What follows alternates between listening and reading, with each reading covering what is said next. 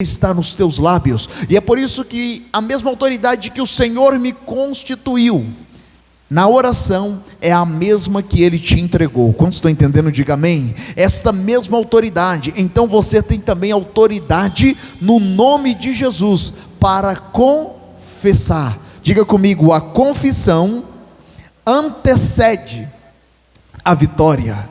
Diga: quando eu confesso, eu estou antecedendo a vitória sobre a minha vida. E é por isso, querido, que nós temos que entender: se a nossa confissão antecede vitória, nós precisamos estar sempre confessando.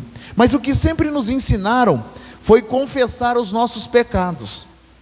E todas as vezes que nós olhamos para a confissão, nós só pensamos em confessar o que eu fiz de errado.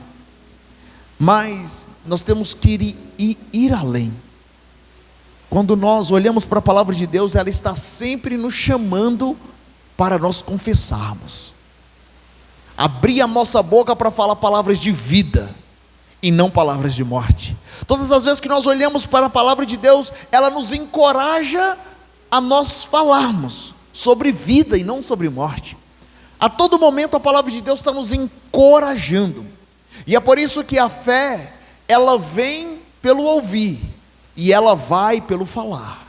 Se ela vem quando nós ouvimos a palavra de Deus, ela também é liberada no falar. Quantos entendem? Diga amém. Se você ouve a palavra, seu coração enche de fé, mas quando você quer desfrutar da fé que você recebeu, você precisa falar. Para você desfrutar daquilo que você tem no seu espírito, você precisa liberar. Então eu só posso liberar por fé. Se eu recebi algo, eu libero esse algo por fé. E é por isso que tem uma profecia sobre a tua vida, no nome de Jesus, que dias melhores virão. Dias melhores virão. E dias melhores não tem a ver com um evento natural, mas tem a ver com uma atmosfera espiritual. Porque se você anda nessa atmosfera espiritual de ouvir Deus, querido, o dia pode estar ruim para o mundo, mas vai estar melhor para você. Aleluia. Vai estar ruim para aqueles que não têm fé, mas vai estar bom para você, porque você não anda pelos sentidos, você anda pela palavra. Querido, a palavra ela me movimenta, a palavra ela me encoraja o tempo inteiro. Por quê? Porque eu não ando segundo o que as pessoas falam para mim, eu ando segundo o que a palavra me diz. Se a palavra me diz que a minha família é abençoada, eu ando segundo a palavra.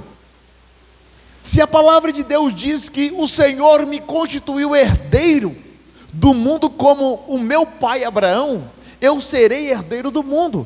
Ainda que eu não tenha acesso à maior empresa, eu sei que o meu pai colocou meu nome nela, e eu não preciso ser o dono dela, eu preciso ter acesso a ela. E se você crê nisso, querido, você vai ter isso por herança. É crer.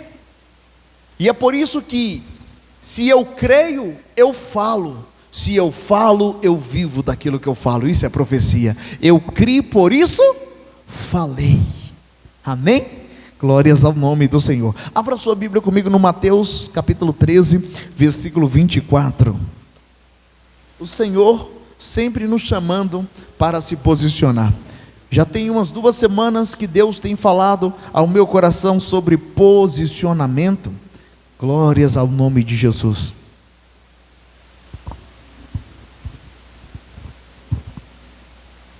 Temos que nos posicionar. Capítulo 13 de Mateus, versículo 24, propôs-lhes uma parábola, dizendo: o reino dos céus é semelhante ao homem que semeia a boa semente no seu campo. Mas, dormindo os homens, veio o seu inimigo e semeou o joio no meio do trigo, e retirou-se. E quando a erva cresceu e frutificou, apareceu também o joio. E os servos do pai de família, indo ter com eles, disseram-lhes: Senhor, não semeaste tu no teu campo a boa semente? Por que tem então joio? E ele lhes disse: um inimigo é quem fez isso. Quantos inimigos? Quantos? 2. ou um inimigo é quem fez isso. E os servos lhes disseram: queres, pois, que vamos arrancá-lo? Porém ele disse: não, para que ao colher o joio, não arranqueis também o trigo com ele. Deixai crescer ambos juntos, até a colheita. E por ocasião da ceifa, direi aos seus ceifeiros: colhei primeiro o joio, e atai-o em molhos para queimar, mas o trigo ajuntai no meu celeiro. Senhor, e a tua palavra fale ao meu coração nesta noite, ao coração da tua igreja, e que o nome do Senhor seja exaltado e glorificado para a glória do nome do Senhor Jesus. E toda a igreja diga amém. Querido, o versículo 24 começa dizendo: o reino dos céus é semelhante ao homem que semeia boa semente no seu campo, mas dormindo os homens, veio o seu inimigo.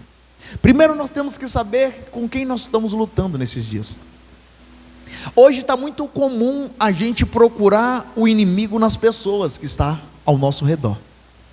É muito mais fácil nós procurarmos um culpado diante do mundo que nós estamos vivendo, do mundo da vista. Nós chateamos com uma pessoa e falamos: isso é o inimigo. Nós chateamos no serviço e nós falamos: isso é o inimigo. Mas nós temos que entender, querido, que o reino é semelhante ao homem que semeia boa semente. Ainda que inimigos estão semeando a semente, que não é a semente que vai produzir paz, você não é o inimigo. Você tem que continuar semeando a boa semente. Quando estão entendendo, diga amém. Pastor, mas está falando de mim, eu preciso também falar dela. Está falando de mim, eu preciso também falar dele. Quando você faz isso, você se assemelha ao inimigo. Quem planta a semente para destruição não é você, é o inimigo. Mas você não pode se assemelhar ao inimigo, porque a palavra vai dizer que o reino dos céus é semelhante ao homem que planta a boa, não a má. O inimigo está plantando a má, mas você foi levantado para plantar a boa. Quantos estão comigo, diga amém. Você foi levantado para plantar a boa semente. A Bíblia vai dizer que o coração do homem sai muitas coisas do coração do homem, porque o que contamina é o que sai, não o que entra. E é por isso que o inimigo tem tanto atacado as pessoas, porque se o seu coração está cheio de ódio, vai sair ódio. Se está cheio de amargura, vai sair amargura. Essa não é a boa semente.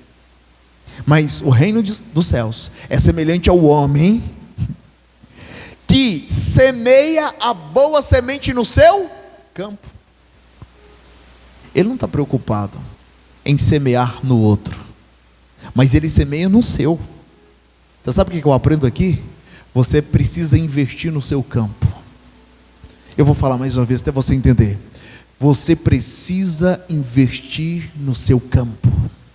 O inimigo vem tentar investir no seu campo, porque quando você não investe no seu campo, não protege o seu campo, o inimigo ele começa a entrar para colocar uma coisa na sua cabeça, um pensamento. E tem muita gente que acha que o inimigo fica o dia inteiro para colocar. Não, irmãos. Não, que o inimigo fica 24 horas contando uma história para você. Não, querido, não é uma história, apenas uma palavra, apenas uma frase. O inimigo semeia no seu campo. Agora a minha pergunta é: o porquê que o inimigo semeou esta semente no seu campo? Por que o inimigo semeou esta semente nesse campo? O texto vai responder no versículo 25,